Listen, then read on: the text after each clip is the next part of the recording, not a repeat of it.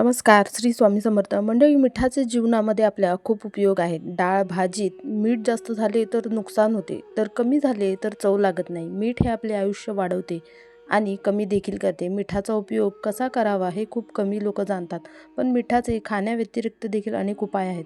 पण या व्हिडिओमध्ये मिठाचे असे चमत्कारी उपाय तुम्हाला सांगणार आहे, जे श्रद्धापूर्वक केल्यास तुमच्या घरात कधी धनाची कमतरता होणार नाही व घरात सुख शांती राहील. पण त्याआधी माता लक्ष्मीचा आशीर्वाद तुम्हाला हवा असेल तर नक्कीच कमेंटमध्ये लिहा, जय श्री माता लक्ष्मी. मीठ हे वेगवेगळ्या प्रकारचे आहे, जसं की सेंधव मीठ, समुद्र मीठ, काळे मीठ, सामान्य मीठ. ज्योतिषशास्त्रानुसार मीठ हे चंद्र व शुक्रचे प्रतिनिधित्व मानलं जातं. मिठाला काही लोक राहूचे प्रतीक देखील मानतात. तर बघूयात मिठाचे चमत्कारी काही असे उपाय. नंबर 1. ज्योतिषशास्त्रात मीठ हे चंद्र व शुक्राचं प्रतिनिधित्व मानलं जातं. मिठाला जर तुम्ही कोणत्याही स्टील किंवा लोखंडी भांड्यात ठेवले तर हे चंद्र व शनीचे मिलन होणार आहे, जे खूप घातक सिद्ध होते. हे रोग व शोकचे कारण बनले जाते. मिठाला प्लास्टिकच्या पात्रात देखील कधी ठेवू नये. मीठ हे फक्त काचेच्या भांड्यात ठेवावे, ते शुभ मानलं जातं. नंबर 2. मीठ हे सरळ कोणत्याही व्यक्तीच्या हातात देऊ नका. मिठाचे पाकिट हे देखील सरळ व्यक्तीच्या हातात कधीही देऊ नका असं मानलं जातं. यामुळे व्यक्तीचे संबंध खराब होतात व नकारात्मक ऊर्जेचा वास देखील घरामध्ये राहतो. नंबर 3. हे लक्षात घ्या, जेवण बनवत असताना अनेक महिलांना अशी सवय असते, चव बघण्यासाठी आमटी किंवा जी भाजी आहे त्याची चव बघतात, पण असं करू नये. यामुळे जेवणाची पवित्रता नष्ट होते, ज्यामुळे दरिद्रता येते. मीठ कमी असले तरी नंतर आपण टाकू शकतो, पण हे नैवेद्य दाखवूनच नंतर भोजन ग्रहण करावे. यामुळे घरामध्ये सुख शांती समृद्धी देखील राहते. नंबर 4. जर तुम्हाला सुखी राहायचं असेल तर हे उपाय करा. जर तुम्हाला एखाद्या व्यक्ती आवडत नसेल तर त्याचे मीठ खाऊ नका. कोणत्याही पापी लोकांच्या इथे कधीही मीठ खाऊ नका, नाहीतर तुमचे जीवन देखील त्यांच्यासारखेच होऊन जाईल. प्रत्येक जागेचा मीठ किंवा पदार्थ खाऊ नका, हे नक्की आपण लक्षात ठेवायचं आहे. नंबर 5. एखाद्याच्या दबावामुळे किंवा मजबुरीमध्ये देखील कोणाचे मीठ खाऊ नका. यामुळे तुमचे मोठे नुकसान होऊ शकते. मीठ त्यांचेच खावे ज्यांचे संस्कार चांगले आहेत व जे धर्माचे आचरण करतात. नंबर 6. मीठ सांडणे शुभ मानले जात नाही. युक्रेन, रोमियांसारख्या देशामध्ये हे दुर्भाग्य विवादाचे कारण मानले जातं. भारत देखील हे अशुभ मानलं जातं. मीठ सांडल्याने चंद्रमा शुक्र दोन्ही कमजोर होतात, ज्यामुळे घरामध्ये नकारात्मकता पसरते. नंबर 7. हप्त्यातून एक वेळा पाण्यात थोडे समुद्री मीठ टाकून त्याचा पोछा मारावा, पण गुरुवारी फरशी पुसू नये. या उपायाने घरातील नकारात्मक ऊर्जा नष्ट होते, वातावरण पवित्र बनते. त्यामुळे लक्ष्मीची देखील प्राप्ती होण्याचे मार्ग खुले होतात, घरात बरकत येते. नंबर 8. घरात धनप्रवाह राहण्यासाठी काचेच्या ग्लासमध्ये पाणी व मीठ मिसळून घराच्या नैऋत्य कोण्यामध्ये ठेवा व त्यामागे लाल रंगाचा एक बल्ब लावा. जेव्हा पाणी सुकले जाईल त्यानंतर परत त्यात मिठाचे पाणी भरून ठेवा. नंबर 9. बाथरूम व टॉयलेट दोषमुक्त करण्यासाठी उपाय. मीठ अनेक प्रकारच्या घाणीला साफ करण्याचे रसायन आहे. एका काचेच्या वाटीमध्ये समुद्री मीठ भरा व ही वाटी बाथरूममध्ये ठेवा. हा उपाय नकारात्मक ऊर्जा दूर करण्यासाठी केला जातो. प्रत्येक महिन्याला वाटीतील मीठ बदला व जुने मीठ जे आहे ते फेकून द्या. नंबर 10.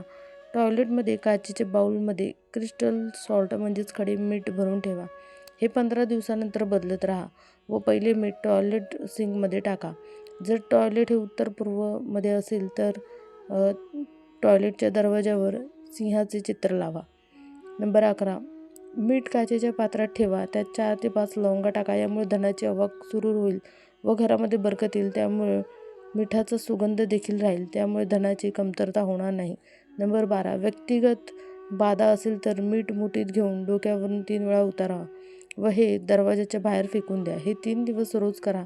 जर आराम नाही भेटला तर मीठ डोक्यावरून शौचालयात टाका व फ्लश करा. निश्चितच तुम्हाला याचा लाभ भेटेल. नंबर 13. घरात काही वास्तुदोष असेल जे तुम्ही बदलू शकत नाहीत, यामुळे मनात खिन्नता, भय, चिंता असेल तर दोन्ही हातात साबूत मीठ भरून काही वेळ ठेवा. नंतर ते बेसिनच्या पाण्यामध्ये वाहून द्या, पण ते मीठ इथे तिथे फेकून देऊ नका. नंबर 14. रोगापासून मुक्ती भेटण्यासाठी पूर्व दिशेला झोपण्याच्या रूममध्ये एका वाटीमध्ये सेंधव मिठाचे काही तुकडे ठेवा. यामुळे तुमची तब्येत ठीक राहील, ज्यामुळे घरामध्ये धनप्रवाह देखील राहील. रोगांपासून वाचण्यासाठी साधारण मिठाचा वापर कमी करावा. त्याऐवजी सेंधव मीठ व काळे मिठाचा उपयोग जेवणामध्ये नक्की करावा. नंबर 15. जर एखादा व्यक्ती खूप काळापासून आजाराने त्रस्त असेल तर त्याच्या डोक्याजवळ काचेच्या वाटीमध्ये मीठ भरून ठेवा. हे हप्त्यातून नंतर मीठ बदलत राहा. नंतर दुसरे मीठ ठेवा. हळूहळू त्या व्यक्तीच्या तब्येतीमध्ये नक्कीच सुधारणा होऊ लागेल. नंबर 16, नजर उतरवण्यासाठी जर तुम्हाला किंवा तुमच्या मुलांना कोणाची नजर लागली असेल तर 7 वेळा 1 चिमूट मीठ त्यांच्यावरून उतरवा व ते वाहत्या पाण्यामध्ये सोडा. यामुळे नजर दोष देखील दूर होतो. नंबर 17, शनी दुष्प्रभाव दूर करण्यासाठी जर भोजन करत असताना तुम्हाला डाळ भाजीमध्ये मीठ कमी लागले तर वरतून जेवणावर मीठ टाकू नका. याऐवजी तुम्ही काळ्या मिरीचा वापर केला तरीही चालू शकते. तर शनीचा दुष्प्रभावसुद्धा होऊ शकत नाही. नंबर 18, जर कुंडलीमध्ये चंद्र कमजोर असेल तर समुद्री किंवा सामान्य मीठ भोजनासाठी वापरात घेऊ नका. त्याउलट सेंधव मीठचा वापर करा. यामुळे तुम्ही BP, शुगर सारख्या समस्यांपासून वाचू शकता. पण जर कुंडलीत मंगळ कमजोर असेल तर भोजनामध्ये समुद्री मिठाचा वापर नक्की करावा. नंबर 19, जर पती-पत्नीमध्ये क्लेश होत असतील किंवा कोणत्याही प्रकारची मानसिक अशांती असेल तर सेंधव मिठाचा किंवा खडे मिठाचा एक तुकडा बेडरूममध्ये एका कोण्यामध्ये ठेवा. यामुळे नकारात्मक ऊर्जा दूर होईल व तो तुकडा महिनाभराने बदलून दुसरा तुकडा तुम्ही तिथे ठेवा.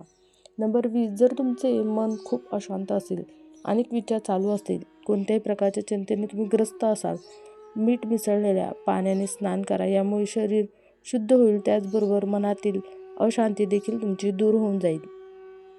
तर मंडळी, हे मिठाचे उपाय श्रद्धेने, सकारात्मक भावनेने केल्यास जीवनामध्ये सकारात्मक बदल अनुभवायला मिळू शकतात. मात्र हे लक्षात ठेवा की उपाय, मेहनत, प्रामाणिकपणा व योग्य कर्म याची जागा कोणी घेऊ शकत नाहीत. जर हा व्हिडिओ तुम्हाला आवडला असेल तर अशीच धर्म, वास्तू, ज्योतिष व उपयुक्त माहिती पाहण्याची असेल तर व्हिडिओला नक्कीच लाईक करा, आपल्या मित्रपरिवारावर शेअर करा आणि आपल्या चॅनलला नक्की सबस्क्राईब करा.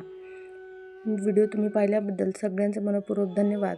पुन्हा भेटूया नवीन एका उपयुक्त व्हिडिओसह. तोपर्यंत नमस्कार.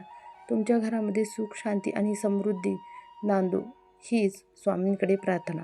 धन्यवाद.